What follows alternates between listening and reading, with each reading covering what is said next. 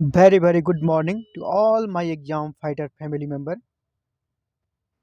मैं डॉक्टर संदीप योगी आप सबों का आपके अपने YouTube channel exam fighter number 1 पे हार्दिक स्वागत करता हूं, जहां पे आप यूजीसी नेट जेआरएफ हिस्ट्री की क्लासेस प्रत्येक दिन मॉर्निंग में प्राप्त कर रहे हैं और इसके साथ ही आपको नोट्स भी अवेलेबल कराया जा रहा है। इसी कड़ी में आज हम लोग पढ़ने वाले हैं भारत शासन अधिनियम। इसके पहले पिछले क्लास में हम लोगों ने पढ़ा था चार्टर एक्ट 1853, चार्टर एक्ट 1853। उसे चार्टर एक्ट बोला जाता था, जबकि आज हम लोग जो पढ़ेंगे इसे भारत शासन अधिनियम बोला जाता है। बेसिकली पहले जो भी अधिनियम आए, जो भी एक्ट आए, वो कंपनी को रेगुलेट करने के लिए आए थे, कंपनी को नियंत्रित करने के लिए लाए गए थे। लेकिन अब जो ये एक्ट आया है, भारत पर शासन करने के लिए लाया गया था। इसीलिए इस एक्ट का दूसरा नाम है act for better government of India, act for better government of India. और पिछले ही एक्ट में हम लोगों ने 1853 के एक्ट में बात की थी कि कंपनी को जो अगले 20 साल के लिए अप्रूवल मिलना था वो नहीं मिला था पिछले एक्ट के तहत। और ऐसा लगने लगा था भारत में कभी भी कंपनी का शासन खत्म हो सकता है, और बिल्कुल आने वाले 5 साल के अंदर ही ऐसी घटना हो जाती है। और 1858 के एक्ट के माध्यम से, भारत शासन अधिनियम के माध्यम से भारत में एक बहुत बड़ा परिवर्तन होता है। और इस एक्ट के माध्यम से क्या क्या होता है, इसी के बारे में हम लोग आज डिस्कशन करेंगे। और इस एक्ट से भारत में किस प्रकार की व्यवस्थाएं बदल जाती है, किस प्रकार एक नए भारत का निर्माण करने का सपना दिखाया जाता है, और भारत में डायरेक्ट एक नई सत्ता का शासन प्रारंभ हो जाता है। इन्हीं चीज़ों के बारे में आज हम लोग डिस्कस करने वाले हैं। जैसा आप देख पा रहे होंगे, भारत शासन अधिनियम, इसका दूसरा नाम क्या है? Act for better government of India. इस एक्ट को ब्रिटिश संसद के द्वारा अगस्त 1858 में पारित किया गया। और जब इस एक्ट को पारित किया गया, उस समय वहाँ के जो पीएम थे, प्रधानमंत्री ब्रिटेन के, वो लॉर्ड डर्बी थे। आपसे क्वेश्चन पूछा जाएगा, act for better government of India कब पारित किया गया? तो 1858। या पूछा जाएगा, भारत शासन अधिनियम 1858 का दूसरा नाम क्या है? तो act for better government of India. Bharat शासन अधिनियम 1858 कब पारित हुआ? अगस्त 1858 में। किस प्रधानमंत्री के काल में पारित हुआ? तो लॉर्ड डर्बी। इसके साथ ही ये भी आपको जानना है कि ये जो एक्ट फर्स्ट टाइम ब्रिटिश सदन में लाया गया था, वो लॉर्ड पामस्टन के काल में लाया गया था। जब 1857 की क्रांति हुई थी, 1857 का विद्रोह हुआ था, उस समय ब्रिटेन के पीएम लॉर्ड पामस्टन थे। ये भी पूछा जाता है। तो लॉर्ड पामस्टन ने एक एक्ट लाया सदन में कि भारत में अब कंपनी के शासन को खत्म कर दिया जाए, क्योंकि ये उस लायक अब नहीं है। यहाँ बहुत सारी अव्यवस्थाएं हैं, बहुत सारे समस्याएं हैं, इसीलिए कंपनी को अब हटाया जाना चाहिए। ये एक्ट लेकिन सदन में लॉर्ड पामस्टन पारित नहीं करा पाए। ये इसको पारित नहीं करा पाए, लेकिन सदन में फर्स्ट टाइम इन्होंने ही लाया था, और ये एक्ट पारित हुआ लॉर्ड डर्बी के काल में। तो यहाँ कोई कन्फ्यूजन नहीं होना है। अगर क्वेश्चन इस तरह पूछे, भारत शासन अधिनियम सब 1858 सबसे पहली बार सदन में किस प्रधानमंत्री के काल में प्रस्तुत की गई? तो वहाँ पे लॉर्ड पामस्टन होगा।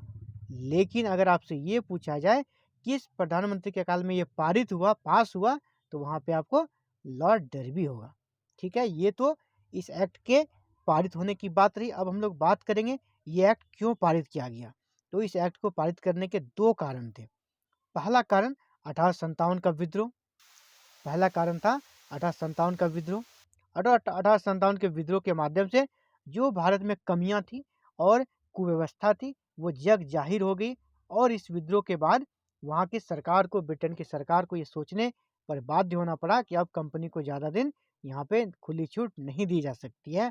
और पहला कारण था 1857 का विद्रोह। और दूसरा कारण था इसका सरकार में परिवर्तन। ब्रिटेन में सरकार परिवर्तन हो जाता है और नई सरकार का गठन होता है, और नई सरकार भारत की समस्या का समाधान नए तरीके से करना चाहती है।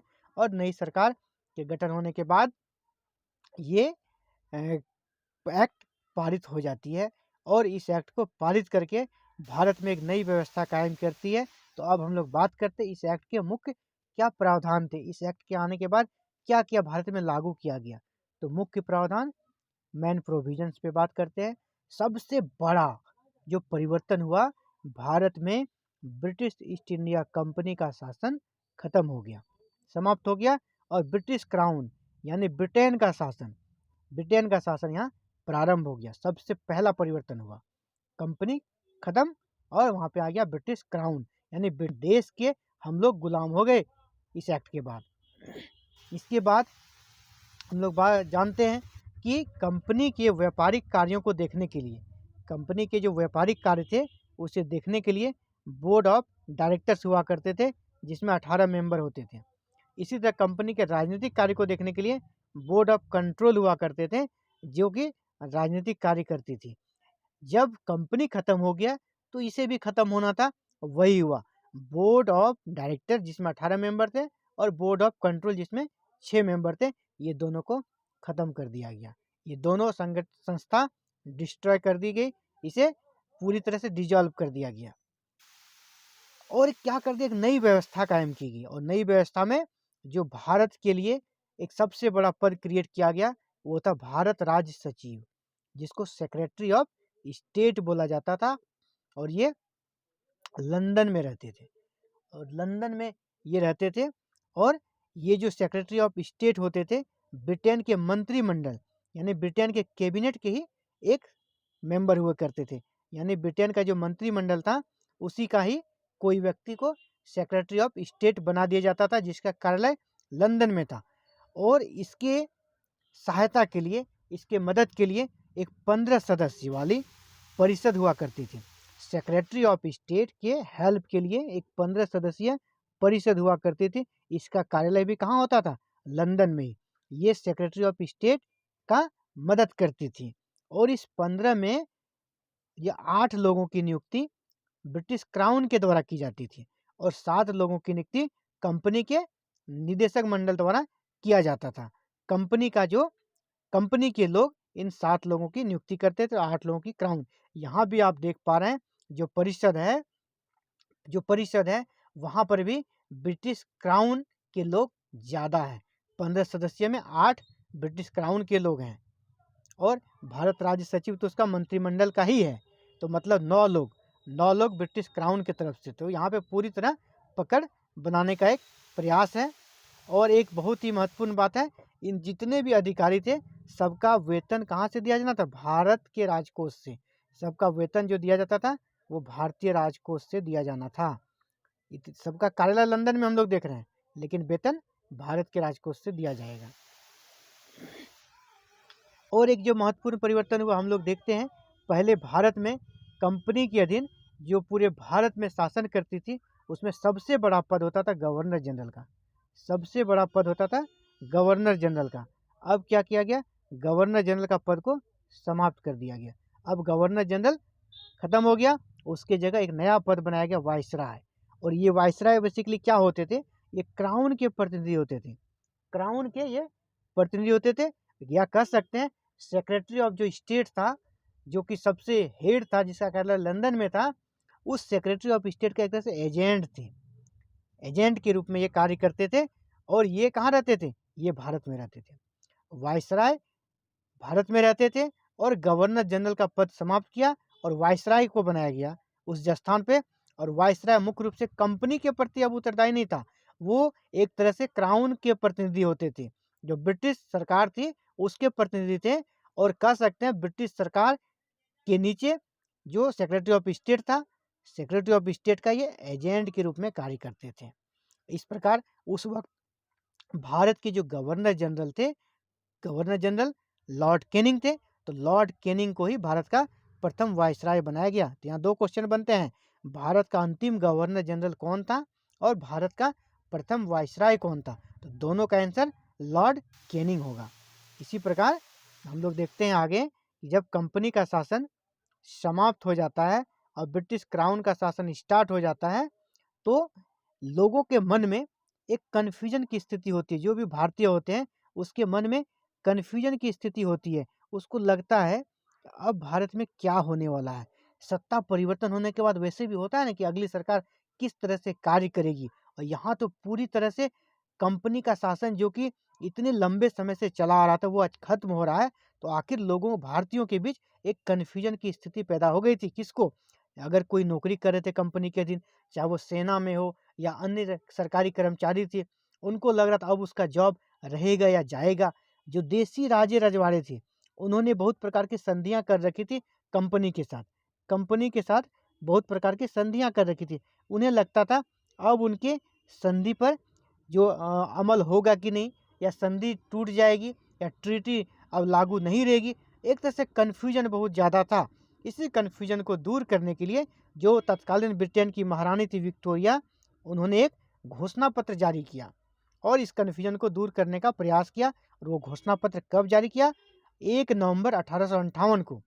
घोषणा पत्र में क्या क्या बातें कही गई, घोषणा पत्र जो पढ़ा गया, तत्कालीन भारत के जो वायसराय बने थे प्रथम लॉर्ड कैनिंग ने पढ़ा। और कहाँ पढ़ा?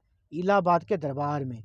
एक बहुत बड़ा दरबार का आयोजन किया गया, भव्य स्वागत की तैयारी की गई महारानी विक्टोरिया की, और लोगों को विश्वास में लेने के लिए एक भव्य दरबार के माध्यम से लॉर्ड कैनिंग ने पूरे घोषणा पत्र को पढ़ा, भारतीयों को संबोधित किया, और वो इलाहाबाद के दरबार में किया। तो यहाँ से 2-3 क्वेश्चन बनते हैं। घोषणा पत्र कब जारी हुआ? तो 1 नवंबर 1858 को। कहाँ पर पढ़ा गया? इलाहाबाद के दरबार में। किसने पढ़ा? लॉर्ड कैनिंग ने। तो इस घोषणा पत्र में क्या क्या बातें थी, इस पर हम लोग डिस्कशन कर लेते हैं। सबसे पहले जो कन्फ्यूजन था कि ट्रीटी रहेगी या नहीं, संधियां रहेगी या खत्म होगी, तो कहा नहीं, जिन देसी राजाओं से जो संधि हुई है वो यथावत बनी रहेगी, उसमें कोई चेंजिंग नहीं होगा, इसलिए कोई टेंशन वाली बात नहीं है। सत्ता परिवर्तन हो गया लेकिन जो व्यवस्थाएं थी वही व्यवस्था बनी रहेगी। इसके साथ ही दूसरा जो अच्छी बातें, अच्छी घोषणाएं हुई कि भेदभाव नहीं किया जाएगा। अब भारतीयों से कोई भेदभाव नहीं किया जाएगा और जितनी भी नियुक्ति होगी वह योग्यता के आधार पर होगा। अगर अंग्रेज भी योग्य हैं और भारतीय भी योग्य हैं तो दोनों ही उस पद पर जा सकते हैं। ऐसा नहीं कि भारतीयों के साथ काले और गोरे जैसी भेदभाव की जाएगी। सारे भेदभाव को समाप्त करने का घोषणा किया गया।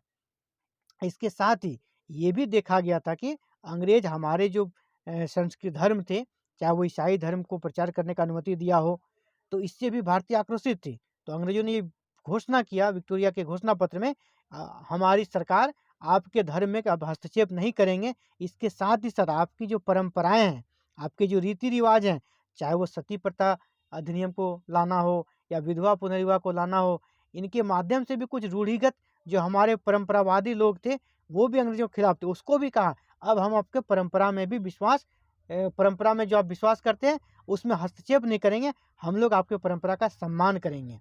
एक तरह से उन रूढ़िगत विचारधारा वाले भारतीय लोगों को भी विश्वास में लाने का प्रयास किया कि ताकि फिर से कोई विप्लव खड़ा ना हो जाए।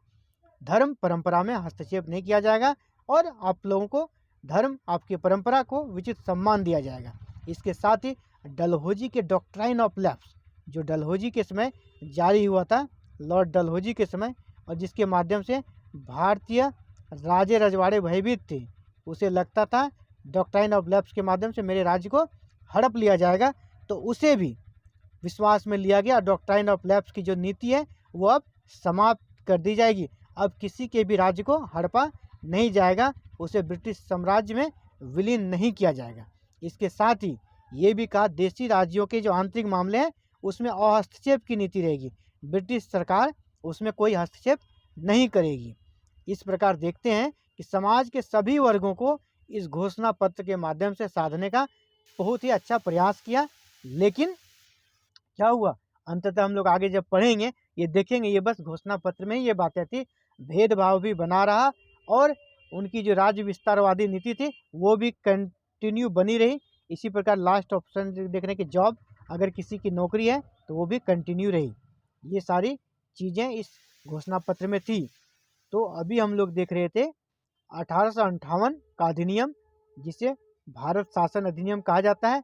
अब हम लोग बात कर लेते हैं इससे क्या क्या महत्वपूर्ण प्रश्न बन सकते हैं। तो सबसे पहला क्वेश्चन, भारत शासन अधिनियम 1858 किस पीएम के समय पारित हुआ? तो लॉर्ड डर्बी इसका आंसर होगा पहला का। दूसरा आपसे क्वेश्चन पूछा जा सकता है, कि भारत शासन अधिनियम 1858 को अन्य किस नाम से जाना जाता है? Act for better government of India. Bharat शासन अधिनियम कब पारित किया गया? अगस्त 1858। भारत शासन अधिनियम पारित करने का मुख्य कारण क्या था? 1857 का विद्रोह। अगर ये पूछा जाए भारत शासन अधिनियम 1857 को पहली बार ब्रिटेन के सदन में कब लाया गया? लॉर्ड पामस्टन के कार्यकाल में। इसके बाद आपसे क्वेश्चन पूछा सकता है, भारत में कंपनी का शासन पूर्णतः कब खत्म हुआ? कंपनी का शासन कब खत्म हुआ और वहाँ पर क्राउन का शासन प्रारंभ हो गया? तो इसमें आपको 1858 का अधिनियम, 1858 आप इसको आंसर देना होगा यहाँ पे। कब कंपनी का शासन समाप्त और क्राउन का शासन प्रारंभ? तो ये हो गया 1858, 1858। बोर्ड ऑफ कंट्रोल और बोर्ड ऑफ डायरेक्टर को कब समाप्त कर दिया गया? इसका भी आंसर 1858। अगला, किस अधिनियम के तहत भारत राज्य सचिव का प्रावधान किया गया? सेक्रेटरी ऑफ स्टेट का प्रावधान किया गया। तो 1858 का अधिनियम। भारत राज्य सचिव का कार्यालय कहाँ हुआ करते थे? लंदन में। भारत राज्य सचिव के पद पर कौन नियुक्त होते थे? अगर आपसे क्वेश्चन पूछा जाए भारत राज्य सचिव के पद पर कौन नियुक्त होते थे, तो ब्रिटेन के मंत्रिमंडल से किसी एक को। भारत राज्य सचिव की सहायता के लिए कितने लोगों का परिषद नियुक्त किया गया? तो 15। इसके साथ आपसे ये पूछा जा सकता है, भारत राज्य परिषद जो 15 सदस्यीय परिषद थी, तो उसका कार्यालय कहाँ था? लंदन में। भारत राज्य सचिव के 15 सदस्यीय परिषद में कितने की नियुक्ति क्राउन करता था? तो 8। कितने की नियुक्ति कंपनी करते थे? तो 7। भारत राज्य सचिव और उनके परिषद को वेतन कहाँ से मिलता था? तो सभी का वेतन भारतीय राजस्व से मिलता था। इसके बाद आपसे पूछा जा सकता है, भारत के पहले वायसराय कौन बने? Lord Canning. गवर्नर जनरल के पद को स्थान परिवर्तित कर उसका नाम क्या दिया गया? वायसराय। गवर्नर जनरल का पद कब समाप्त किया गया? 1858 के अधिनियम से। आपसे ये पूछा जा सकता है, वायसराय वस्तुतः किसका प्रतिनिधि था? तो क्राउन का प्रतिनिधि था। वायसराय को किस का एजेंट माना जाता था? सेक्रेटरी ऑफ स्टेट का। इसके अलावे महारानी विक्टोरिया का घोषणा पत्र कब जारी किया गया? 1 नवंबर 1858 को। महारानी विक्टोरिया के घोषणा पत्र को किसने पढ़ा? महारानी विक्टोरिया के घोषणा पत्र को किसने पढ़ा? लॉर्ड कैनिंग ने। लॉर्ड कैनिंग ने विक्टोरिया के घोषणा पत्र को किस दरबार में पढ़कर सुनाया? तो इलाहाबाद के दरबार में। तो ये थे कि इस चैप्टर से क्या क्या महत्वपूर्ण प्रश्न बन सकते थे। अब हम लोग अगले क्लास में मिलते हैं और मॉडर्न इंडिया के नए चैप्टर्स के साथ। तो आप देख रहे थे exam fighter number 1। Thank you for watching this video. धन्यवाद।